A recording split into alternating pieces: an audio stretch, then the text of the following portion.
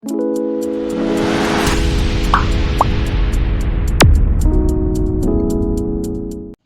Limited is producing product X required to be processed in 3 continuous processes. So total 3 processes இருக்கு. They have laid down the standards to produce 75 liters of finished product as under. So total உங்க processல 75 units of finished products வந்து produce பண்றாங்க. ஓகேவா? So first 3 processக்கான details கொடுத்துட்டாங்க. Raw materials, wages, labor, overheads எல்லாமே கொடுத்துட்டாங்க. ஓகேவா?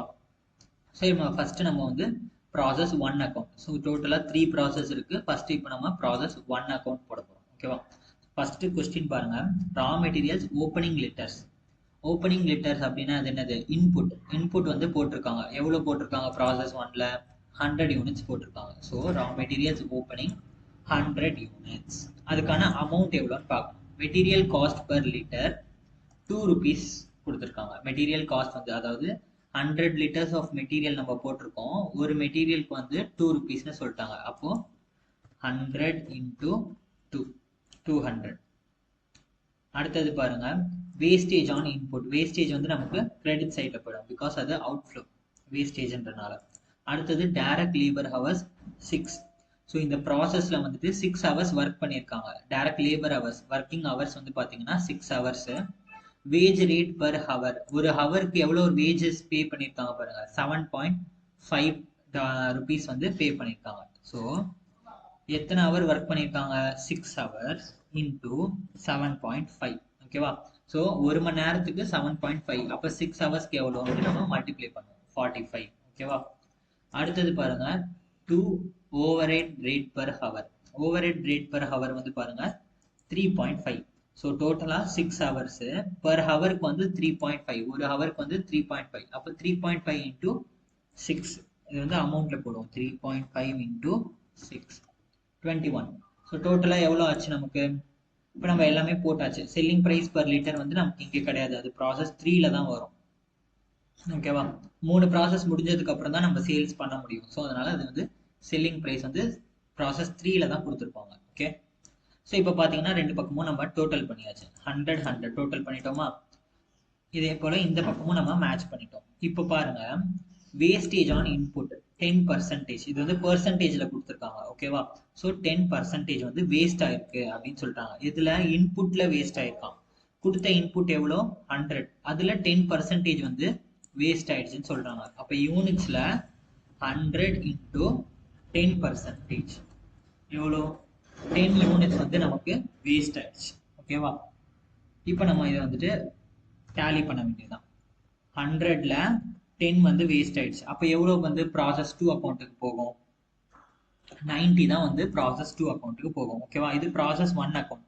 1 அக்கௌண்ட்டோடைய output தான் வந்து 2 அக்கௌண்ட்டுக்கு ஓப்பனிங்காக போகும் எப்பயுமே. ஓகேவா? ஏன்னா நம்ம டிரான்ஸ்ஃபர் பண்ணுவோம். ஒரு ப்ராசஸில் இருக்கிற அவுட்புட்டை வந்து இன்னொரு ப்ராசஸ்க்கு டிரான்ஸ்ஃபர் பண்ணுவோம். ஃபுல்லாக அந்த ப்ராடக்ட் கம்ப்ளீட் ஆகிற வரைக்கும் நம்ம வந்துட்டு ஒரு ப்ராசஸஸ்ல இருந்து இன்னொரு ப்ராசஸுக்கு அவுட்புட்டையும் இன்புட்டையும் ட்ரான்ஸ்ஃபர் பண்ணுவோம். ஓகேவா?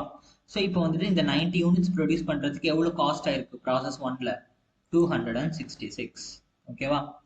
இங்கே வந்து நமக்கு 10க்கு வந்து நம்ம காஸ்ட் போட மாட்டோம். எப்பயுமே வந்து 10க்கு நம்ம என்ன பண்ணுவோம்? காஸ்ட் போடவே மாட்டோம். ஏன் போட மாட்டோம்னா அது வந்துட்டு வேஸ்டேஜ். அது வேஸ்டேஜுக்கு நம்ம காஸ்ட் வந்து போடுவோமா? மாட்டோம்.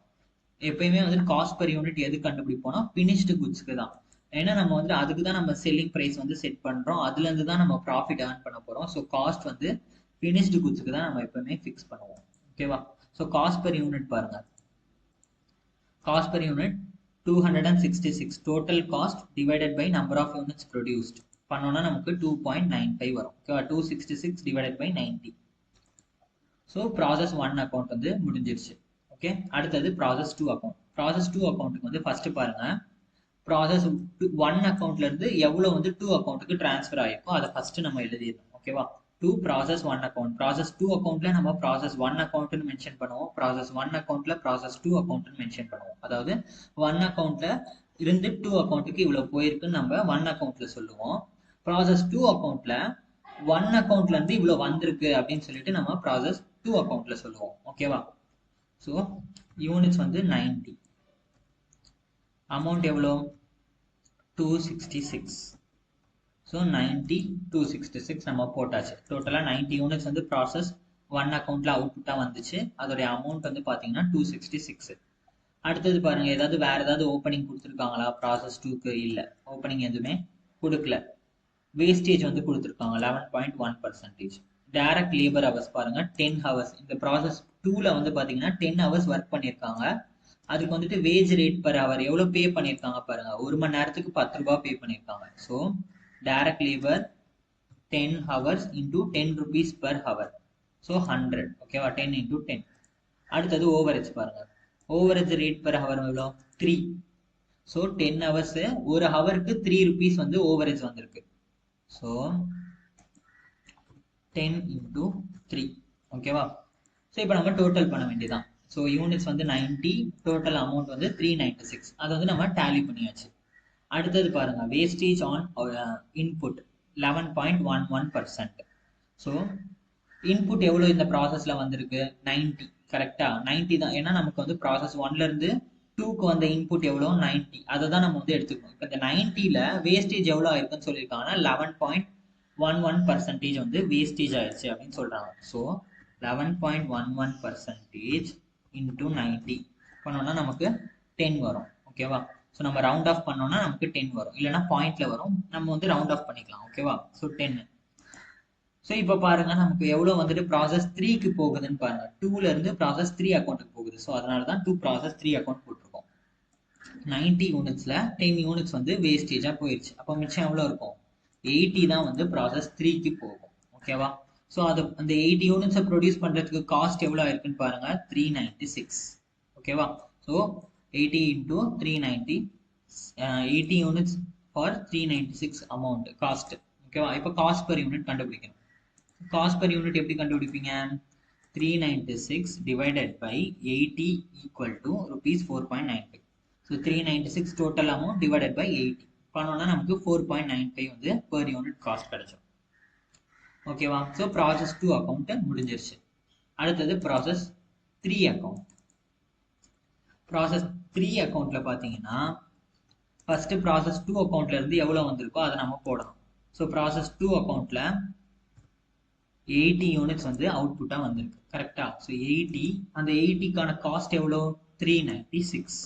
இதுதான் நமக்கு வந்து ப்ராசஸ் 2லேருந்து வந்து அவுட்புட். அதை வந்து நம்ம 3ல போட்டாச்சு. அடுத்தது பாருங்க, ஏதாவது இன்புட் வந்திருக்கா, ப்ராசஸ் 3லையும் எந்த இன்புட்டும் கிடையாது. அடுத்தது வேஸ்டேஜ் கொடுத்துருக்காங்க 6.25. ஓகே, அடுத்து டைரக்ட் லேபர் ஹவர்ஸ் பாருங்க, 8 ஹவர்ஸ் ஒர்க் பண்ணியிருக்காங்க ப்ராசஸ் 3ல. ஒரு ஹவருக்கு 12.5 rupees பே பண்ணியிருக்காங்க. அப்போ டைரக்ட் லேபர் 8 ஹவர்ஸ் இன்டூ 12.5 பண்ணோம்னா 100. ஓகேவா, டைரக்ட் லேபர் நமக்கு 100 வந்துருச்சு. அடுத்தது ஓவரேஜ். ஸோ ஓவரேஜ் வந்து பாருங்க எவ்வளோ பே பண்ணியிருக்காங்கன்னா 8 rupees பே பண்ணியிருக்காங்க. டோட்டலாக 8 ஹவர்ஸு. அதுக்கு வந்துட்டு பெர் ஹவருக்கு வந்து ஓவர் ஹெட் எவ்வளோ பே பண்ணியிருக்காங்க 8 rupees பே பண்ணியிருக்காங்க. So 8 into 8 64. ஓகேவா, ஸோ இப்போ நம்ம டோட்டல் பண்ணோம்னா நம்பர் ஆஃப் யூனிட்ஸ் நமக்கு 80, டோட்டல் காஸ்ட் வந்து 560 ஆயிடுச்சு. ஆனால் இதில் வந்துட்டு இப்போ நம்ம இந்த பக்கம் டேலி பண்ணிட்டோம். இப்போ இதில் வந்து வேஸ்டேஜ் இருக்கு. அதாவது 80 வந்துட்டு இன்புட் வந்தது இல்லையா, அந்த இன்புட்ல 6.25% வந்து வேஸ்டேஜ் இருக்குன்னு சொல்லிட்டாங்க. ஸோ 80 into 6.25%, 5 யூனிட்ஸ் வந்து வேஸ்ட் ஆயிடுச்சு. ஓகேவா, ஸோ 80ல 5 வேஸ்ட் ஆயிடுச்சுன்னா எவ்வளோ வரும் 75 தான் நமக்கு ஃபினிஷ்டு குட்ஸ். ஏன்னா ப்ராசஸ் 3யோட இந்த ப்ராடக்ட்டுக்கான அந்த ப்ராசஸே முடியுது. ஸோ அதனால நம்ம இதை டேரெக்டாக ஃபினிஷ்டு குட்ஸாக எடுத்துருவோம். ஓகேவா, இந்த குட்ஸை வந்து நம்மளால சேல் பண்ண முடியும். ஏன்னா இது கம்ப்ளீட்டாக ஃபினிஷ்டு குட்ஸாக நம்ம ப்ரொடியூஸ் பண்ணிட்டோம். ஸோ இதை நம்ம சேல் பண்ணலாம். ஸோ இது காஸ்ட் எவ்வளோ ஆயிருக்குன்னு பாருங்க, 75 யூனிட்ஸ் ப்ரொடியூஸ் பண்ணுறதுக்கான காஸ்ட் வந்து 560. ஓகேவா, ஸோ இதில் நம்ம வந்துட்டு வேஸ்டேஜுக்கு எப்பயுமே நம்ம காஸ்ட் போட மாட்டோம். டோட்டலாக 560 வந்து நம்ம இந்த 75 யூனிட்ஸ்க்கே அலோகேட் பண்ணிடுவோம். ஓகேவா, இப்போ காஸ்ட் பர் யூனிட்.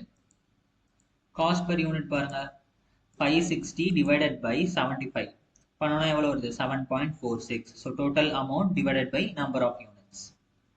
ஓகேவா, அடுத்தது மெயினாக இதில் ஒரு இன்ஃபர்மேஷன் கொடுத்துருக்காங்க. இது பாருங்க, sale price per litre of finished product 9. அதாவது நம்ம ப்ரொடியூஸ் பண்ணோம்ல இந்த 75 யூனிட்ஸ், இதை வந்துட்டு ஒரு யூனிட்டுக்கு 9 rupeesன்னு சொல்லி வித்துடுறாங்க. ஓகேவா, சேல் பண்ணுறாங்க. இப்போ சேல்ஸ், டோட்டல் சேல்ஸ் பாருங்க, total sales of the finished product வந்து 75 units into 9 ஓகேவா பண்ணோம்னா எவ்வளவு வருது 675 தான் நமக்கு total sales. Total cost to manufacture எவ்வளோ 560. ஏன்னா இந்த 75 யூனிட்ஸை ப்ரொடியூஸ் பண்ணுறதுக்கு 560 காஸ்ட் ஆச்சு இல்லையா, அதை வந்து நம்ம சப்ராக்ட் பண்ணிடணும். ஸோ டோட்டல் சேல்ஸ்லேருந்து நம்மளுடைய செலவை வந்துட்டு சப்ராக்ட் பண்ணிட்டோம்னா நமக்கு ஸ்டாண்டர்ட் ப்ராஃபிட் வந்து 115. ஓகேவா 675 மைனஸ் 560 செகண்ட் 675 மைனஸ் 560 பண்ணோம்னா நமக்கு 115 தான் நம்மளோட ஆன்சர். ஓகே ஸோ இப்போ பார்த்தீங்கன்னா நமக்கு டேலி ஆகிருக்கும் பாருங்க. கொஷின்லேயே சொல்லியிருந்தாங்கல்ல, they have laid down the standards to produce 75 liters of finished product as under. So 75 units நம்ம ப்ரொடியூஸ் பண்ணியிருக்கோம் ஃபைனல் அவுட்புட். ஓகே ஸோ அவ்வளோதான் இந்த சம். இதில் ஏதாவது டவுட் இருந்ததுன்னா நீங்கள் கமெண்ட் செக்ஷனில் கேளுங்க, நான் ரிப்ளை பண்ணுறேன். Okay bye.